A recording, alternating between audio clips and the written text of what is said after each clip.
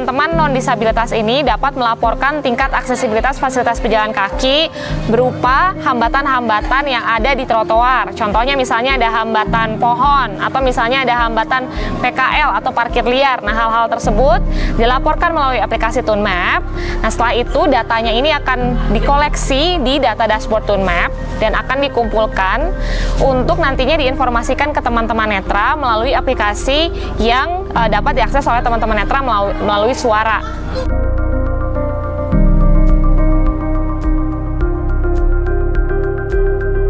ToonMap merupakan sebuah aplikasi yang kami buat sejak tahun 2018 sampai sekarang, dan saya bersama 2 orang teman saya menginisiasinya waktu itu melalui sebuah lomba dari United Nations Volunteer.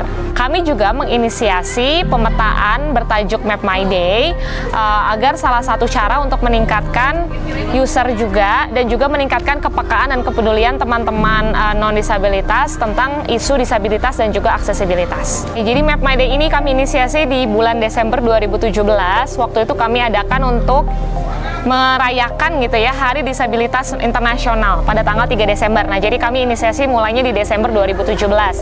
Nah, Map My Day ini merupakan kegiatan pemetaan kolektif di mana teman-teman non-disabilitas dapat berinteraksi secara langsung dengan teman-teman netra melalui pemetaan ini.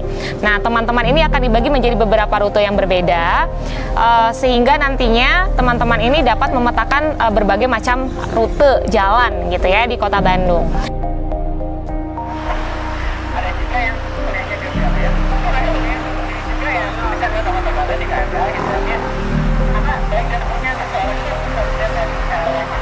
Map My Day ini sudah berjalan tadi sejak 2017 dan sudah berkali-kali kami lakukan. Sempat berhenti karena pandemi dan kami baru melakukan lagi di tahun 2022 ini, itu baru pertama kali kemarin di November.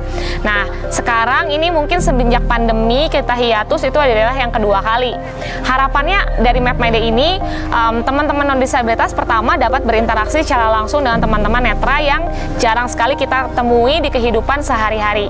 Nah, selain itu juga kita ingin memetakan tadi ya tingkat fasilitas pejalan kaki di Kota Bandung. Nah, untuk pesertanya memang kebanyakan ini dari Kota Bandung, tapi ada beberapa yang datang dari Jakarta. Pernah juga sekali dulu di tahun 2018 atau 2019, itu pernah ada yang dari luar Bandung ya, dari luar Jawa Barat, bahkan ada yang dari Jawa Tengah untuk datang langsung untuk coba jadi volunteer di kami. Jadi guiding block itu biasanya kan kita sering lihat ya di trotoar itu ada yang bagian yang timbul-timbul itu biasanya warna kuning. Nah, itu tuh ada 2 macam. Itu fungsinya untuk teman-teman tunanetra untuk bisa diarahkan gitu kemana jalan yang aman. Nah, untuk yang lurus itu tandanya ini bisa jalan, sementara kalau titik-titik itu tandanya itu untuk berhenti. Jadi kalau tunanetra itu kan ngerasain pakai kaki ya, oh ini ada bentuknya lurus nih, ini berarti bisa buat jalan gitu. Tapi kalau titik-titik berarti harus berhenti karena di situ biasanya ada persimpangan atau apa yang menuntut kita untuk berhati-hati. Cuman mungkin permasalahannya khususnya di Kota Bandung gitu, itu guiding block meskipun udah terinstalasi gitu dengan baik, cuman maintenance-nya yang kadang kurang. Yang bikin ironisnya tuh, saya pernah ngobrol juga sama tunanetra. Dia bilang sebenarnya mah sangat membantu kalau guiding blocknya bagus. Cuman kadang pemasangannya itu masih sering keliru gitu.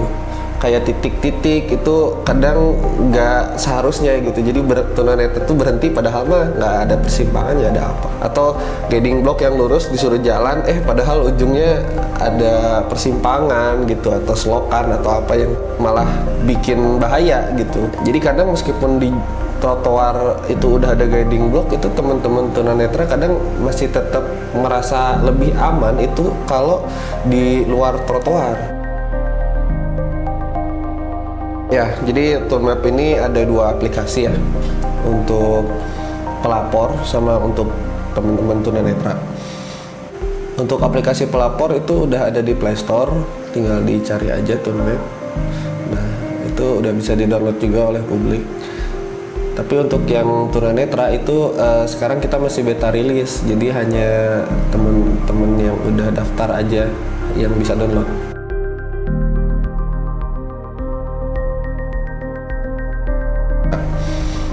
Nah, kita dari aplikasi pelapor dulu. Di sini aplikasi yang digunakan oleh kita yang awas gitu, yang bukan tunanetra itu untuk melaporkan kondisi jalanan.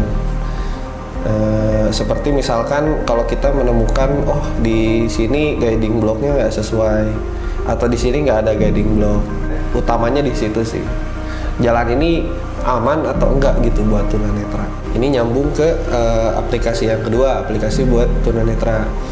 Jadi tunanetra di sini bisa mendapatkan info tentang kondisi jalanan. Untuk dapat info ini jalannya bahaya atau enggak, ini jalannya ada guiding block atau enggak, ini jalannya seberapa aman gitu.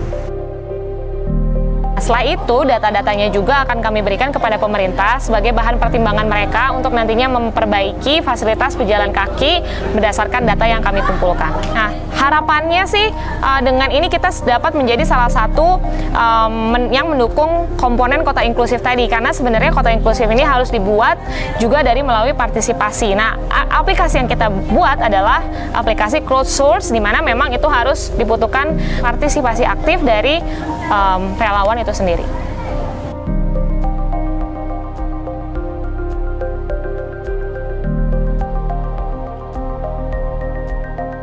Problem terbesar sih masih banyak yang belum aware atau peduli gitu ya tentang pentingnya inklusivitas.